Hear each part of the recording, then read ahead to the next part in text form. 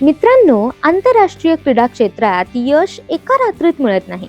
त्यामागे वर्षानुवर्षांची तपश्चर्या, अपयशांची सवय आणि स्वतःवरचा अढळ विश्वास असावा लागतो.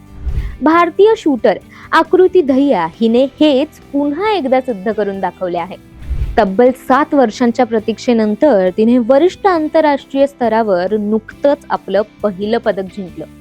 हा विजय फक्त रौप्य पदकाचा नाही, तर संयम, संघर्ष आणि कधीही हार न मानण्याचा आहे. कोण आहे ही आकृती दहिया? पाहूयात या व्हिडिओतून. आकृतीचा खेळाचा प्रवास फार लहान वयातच सुरू झाला. अवघ्या 9 वर्षांची असताना तिने पहिल्यांदा शूटिंग रेंज पाहिली आणि त्या क्षणीच तिच्या मनात या खेळाविषयी वेगळीच ओढ निर्माण झाली. शूटिंगने तिचे मन पूर्णपणे जिंकले. तेव्हापासून ती नियमित सराव, कठोर शिस्त आणि सातत्य यावर विश्वास ठेवत पुढे जात राहिली. मात्र हा प्रवास सोपा नव्हता.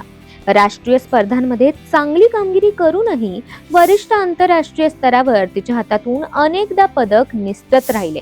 कधी काही गुणांनी अंतिम फेरी हुकली, तर कधी दबावाखाली शेवटच्या क्षणी चूक झाली. हे 7 वर्ष मानसिक दृष्ट्या तिच्यासाठी अत्यंत कठीण राहिले होते. मेहनत केली, सरावही केला, पण निकाल मात्र साथ देत नव्हता. अनेक खेळाडू अशा टप्प्यावर हार मानतात, पण आकृतीने प्रत्येक अपयशाला धडा मानला आणि पुन्हा नव्या जोमाने उभी राहिली. आता तिने ज्या कॅटेगरीमध्ये पदक जिंकले ते होते 50 मीटर रायफल 3 पोझिशन, आणि हा शूटिंग मधील सर्वात अवघड प्रकार मानला जातो. यात गुडघ्यावर बसून अचूक निशाणा साधावा लागतो. हा प्रकार फक्त हाताच्या स्थिरतेचा नाही, तर शरीराची ताकद, श्वासांवर नियंत्रण आणि मानसिक शांततेची कसोटी असतो.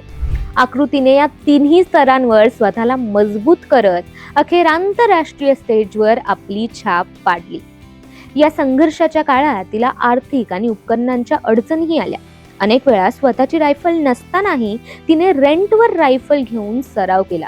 इतर खेळाडूंप्रमाणे सर्वोत्तम सुविधा नसतानाही तिने आपल्या मेहनतीवर विश्वास ठेवला. थकवा, निराशा आणि अपयश यांना बाजूला सारून ती रोज मैदानात उतरत राहिली. 2019च्या आशियाई अजिंक्यपद स्पर्धेच्या 10 मीटर प्रकारात कांस्य पदक जिंकल्यानंतर तब्बल 7 वर्षांनी आकृतीने आत्ता हे पदक कमवलं आहे. हा विजय तिच्यासाठी फक्त मेडल जिंकणं नव्हतं, तर प्रत्येक अश्रू, प्रत्येक अपयश आणि प्रत्येक कठोर सरावाची पावती होती.